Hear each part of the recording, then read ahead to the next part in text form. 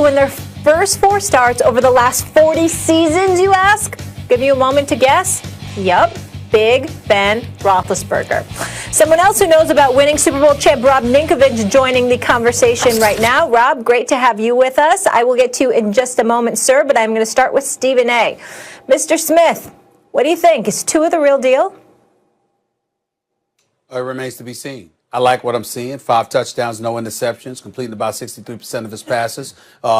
He has not been awful by any stretch of the imagination, but he hasn't been electrifying either. I mean, Justin Herbert came out of block to, throwing bombs and what have you. We'll see as the season progresses, but I've been very impressed with Tua from the standpoint that he came into this league with durability as a question mark. That hasn't been an issue thus far, and we obviously know that he was an accurate thrower in college, and thus far, we've seen him throw some pinpoint passes, and we got to give respect where respect is due right now. He's 3-0 as a starter. We have to respect that. But a couple of those games, he completed 55% of his passes one game, 60% another. They don't have much of a running game. I'm looking at Devontae Parker. I think it's Jasicki. I think that's the tight end's name, along with some others. We'll see what happens as the season progresses. But when you look at the Miami Dolphins, their defense is clearly the story for their season thus far. Outside of making the switch from Ryan Fitzpatrick to Tua Tagovailoa, the story for the Miami Dolphins has been their defense. It's a top 10 defense. They give up yards rushing and passing, but they don't let you into that end zone much. And that's a credit to their defense and what they're doing, led by their defensive coordinator for you, and obviously Brian Flores. But the bottom line is, it's about their defense. We'll see what happens as the season progresses with Tua. I like him a lot. But in terms of acting like he's arrived, like we've seen, the man is it, I don't know that yet. I think he's the real deal. He looks like the real deal to me. And, you have teams with really good defenses. They can't get anything done on the offense, and they lose games. He's 3-0. Now, the defenses he's faced so far have kind of very representative of the NFL. An elite one in the Rams. So, and by the way, why would you start him against Aaron Donald? Play 1. Here comes Aaron Donald. He's body slammed, gets up, doesn't try to do too much, throws one nice pass for a touchdown, and otherwise game manages, right? That's good. That showed me something. And then since then, he won if not a shootout, a higher scoring type of game in Arizona against an excellent young quarterback, where I wouldn't say he was outplayed. And then he linked up with Justin Herbert, and Joey Bosa's been out. And the Chargers defense hasn't looked recently what it's looked like, earlier in the season. And that's why, he's faced all different kinds of NFL defenses so far. And each time he's done what he's needed to do.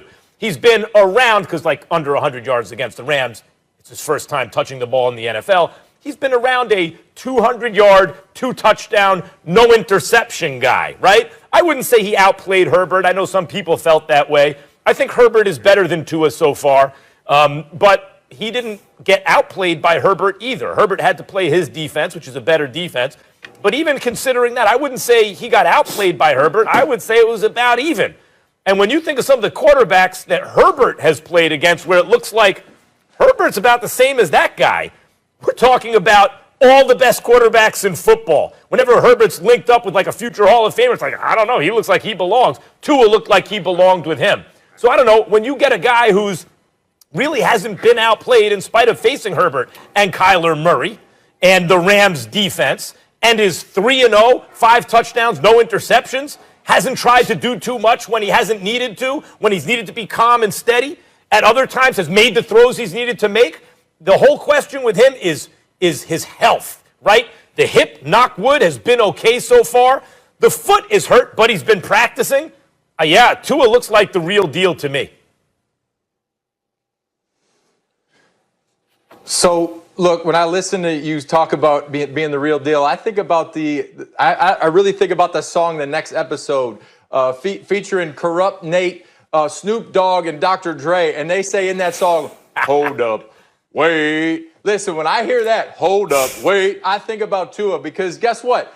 They have a defense that is scoring on defense. Last week, a block punt. No one's talking about special teams, too, because they had a score set up by the special teams. Yes, so when your defense can score on defense, they can set you up with field position.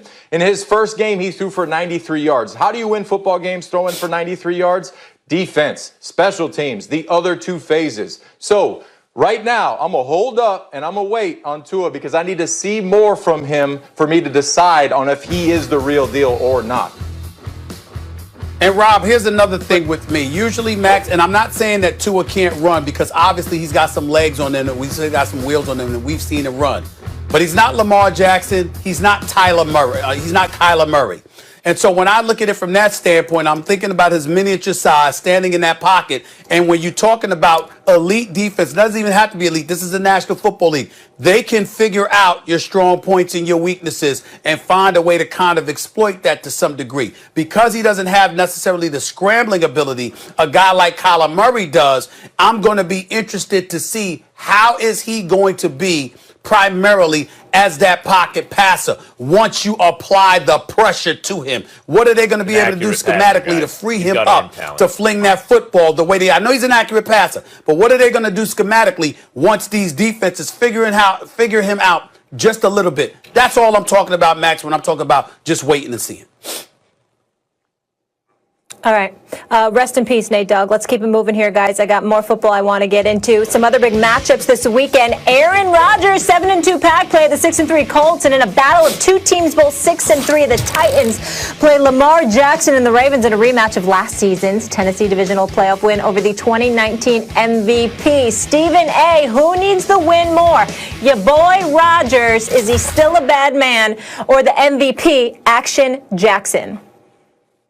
Well, first of all, Aaron Rodgers is always a bad man. I never fade from that. But I would still say that the Green Bay Packers need it more, only because of the conference that they're in. When we're looking at L.A., we're looking at Seattle. We can't dismiss Arizona. We see New Orleans and Tampa. Obviously, you look at it from that perspective, and you're the Green Bay Packers. I definitely think you want to win these games. You want to send a kind of message of how formidable you are. That's how I view them right now. It's not because they need it more than Indy in terms of record-wise. I'm just looking at the conference that they're in and the competition that they've got awaiting them. Rob, I'll give it to you. I'll just say this one thing. Yep, the conference. What about the division they're in? You know, where are the Pittsburgh Steelers for Aaron Rodgers?